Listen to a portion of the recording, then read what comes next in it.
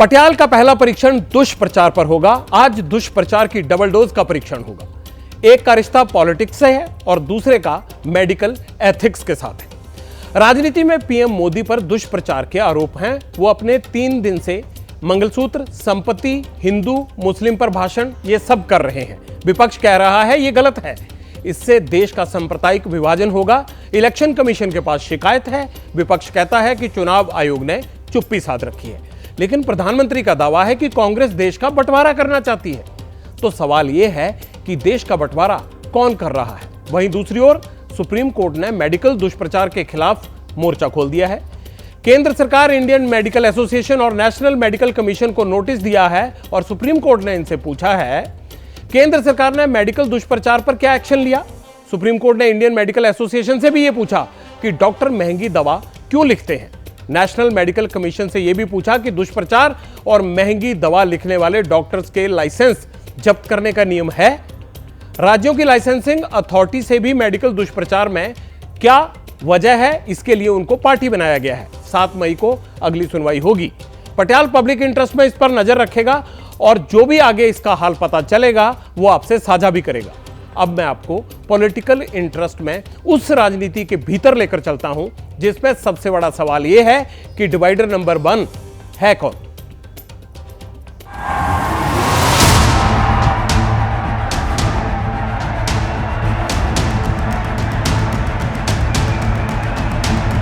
ये कांग्रेस का मैनिफेस्टो कह रहा है वो माताओं बहनों का सोने का हिसाब करेंगे। अम्बेडकर के द्वारा बनाए गए संविधान से चलेगा या किसी शरीयत से चलेगा। आपके प्रधानमंत्री ने कहा था संसाधन पर पहला अधिकार माइनॉरिटी का है। ये आपका मंगलसूत्र भी बचने नहीं देंगे। अगर सोच रहे हो संविधान को खत्म करने का तो देश की जनता आप लोगों को खत्म कर देगी। इनने सोच के रखा है कि हमने कोई इलेक्शन नहीं करना। प्रधानमंत्री नरेंद्र मोदी देश का संविधान बदलने जा रहे हैं।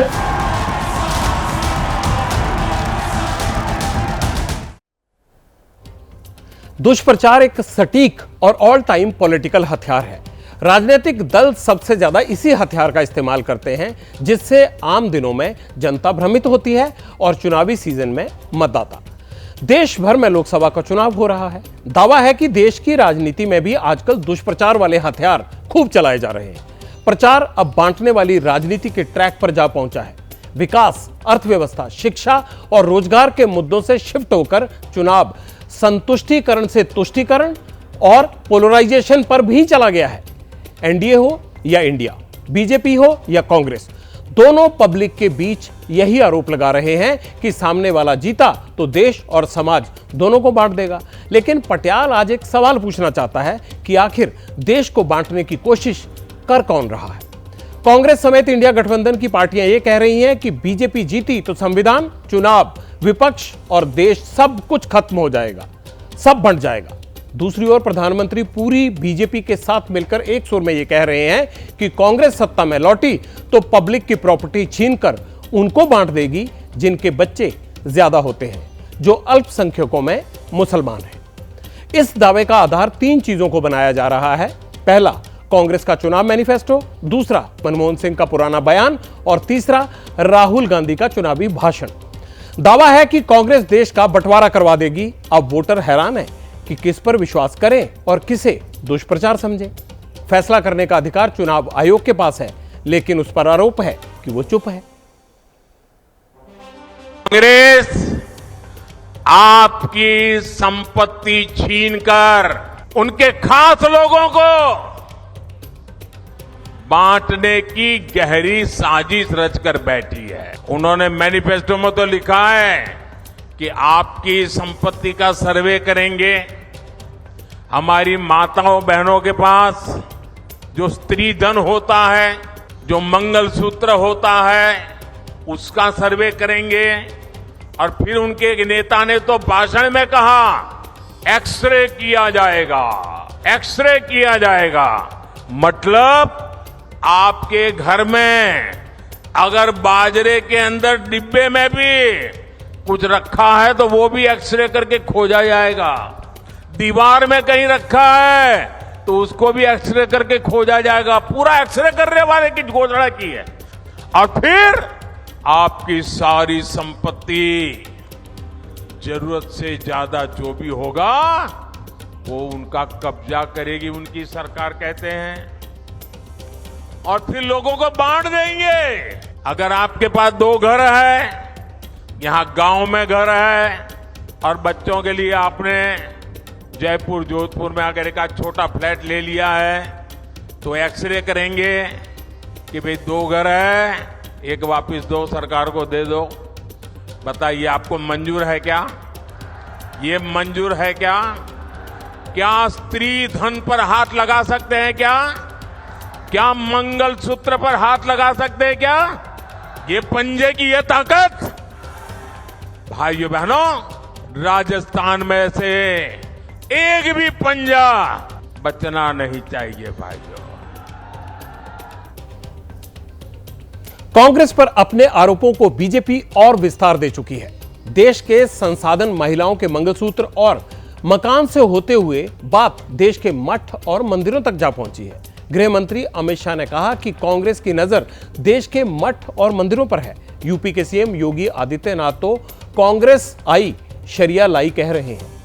असम के मुख्यमंत्री हेमंत बिस्वा शर्मा कहते हैं कि कांग्रेस का मैनिफेस्टो पाकिस्तान में चुनाव के लिए तैयार हुआ है। बीजेपी सांसद साक्षी महाराज कह रहे हैं कि 400 आए तो भारत पीओके के पार। आपके प्रधानमंत्री ने कहा था संसाधन पर पहला अधिकार माइनॉरिटी का है, आदिवासी दलित का नहीं है, आदिवासी दलित का नहीं है। भाई और बहनों, देश भर के मठ मंदिर और सबकी संपत्ति पर जो नजर है, वो पैसा कहां जाना वाला है। मनमोहन सिंह को याद करो, उन्होंने कहा कि पैसा पर, रेवेन्यू पर, संसाधन पर सबसे पहला अधिकार माइनॉरिटी का। ये कांग्रेस पार्टी कहती है और हम कहते हैं संसाधन पर पहला अधिकार देश के गरीब का है, आदिवासी का है, दलित का है। कांग्रेस का जो घोषणा पत्र है उसको आप देखेंगे, क्या कहते हैं? कहते हैं हमारी अगर सरकार बनी तो हम शरिया कानून लागू कर देंगे। आप बताओ, ये देश बाबा साहब भीमराव अंबेडकर के द्वारा बनाए गए संविधान से चलेगा या किसी शरीयत से चलेगा? भारत माता की जय न बोल सके, क्या उसको वोट जाना चाहिए क्या? रहेंगे भारत में, खाएंगे भारत में, और भारत माता की जय जयकार नहीं करेंगे, ये कैसे चल सकता है?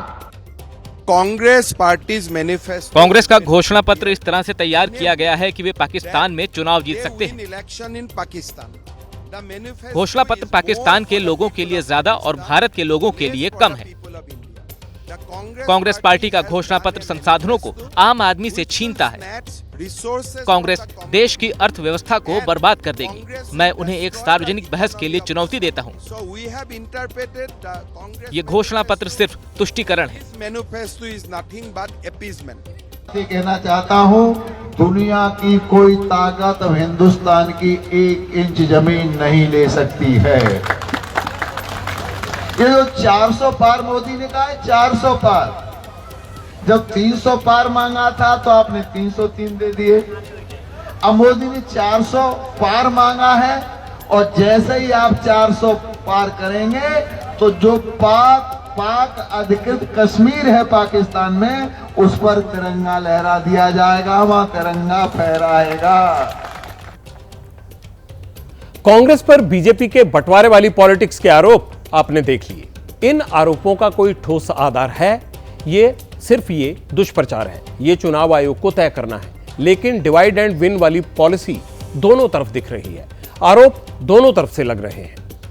बीजेपी के विरोधी चुनावी रैलियों में जनता के बीच 4 जून के बाद ही अगली तस्वीर पेश कर रहे हैं, जिससे बीजेपी की जीत होने पर बहुत कुछ खत्म होने का डर भी दिखाया जा रहा है। कोई कह रहा है बीजेपी आई तो देश के संविधान को खत्म कर देगी।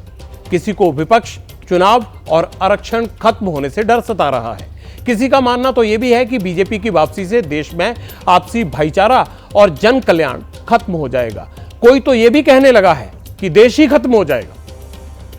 प्रधानमंत्री के मंगलसूत्र वाले बयान पर सबने तीखा हमला किया है। प्रियंका गांधी ने भी यह कहा है। उन्होंने कहा है कि इस तरह की बात सहन नहीं होगी। आम आदमी पार्टी के संजय सिंह जो सांसद है राज्यसभा में कह रहे हैं बीजेपी की जीत का मतलब संविधान खत्म और यह देश का आखिरी चुनाव होगा। हैदराबाद से बिहार जाकर AIMIM अध्यक्ष ओवैसी बोल रहे हैं कि बीजेपी देश में लागू आरक्षण ही खत्म कर देगी। अपने ही नाम वाली पार्टी एनसीपी के अध्यक्ष शरद पवार ने कह दिया कि पीएम मोदी देश में रूसी राष्ट्रपति पुतिन वाला सिस्टम लागू करना चाहते हैं। उद्धव ठाकरे वाली शिवसेना मंगलसूत्र वाले बयान पर कोई कार्रवाई नहीं होने से चुनाव आयोग पर सवाल खड़े करने लगी है।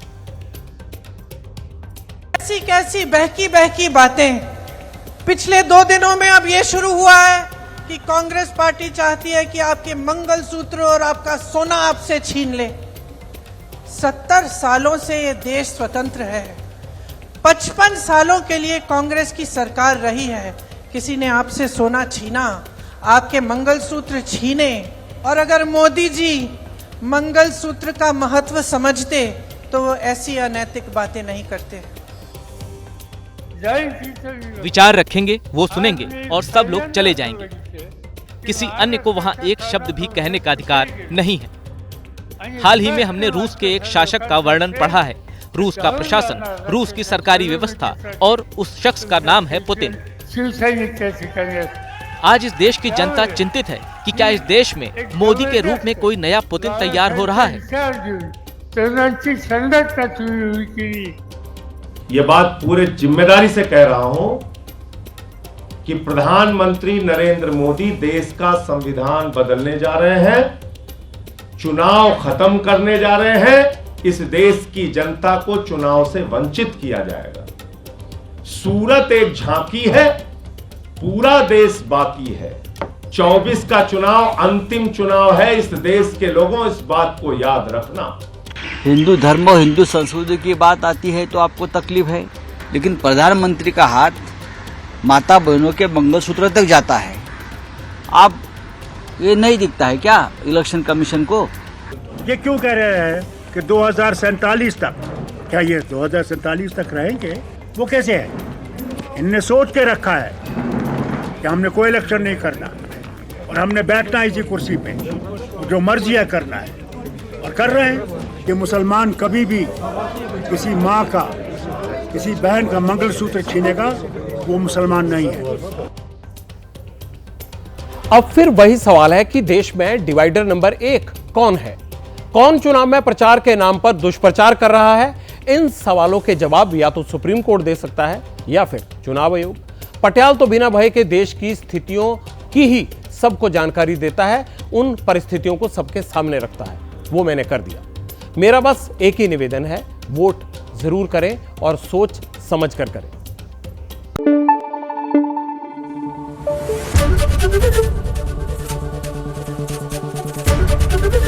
ABP न्यूज आपको रखे आगे।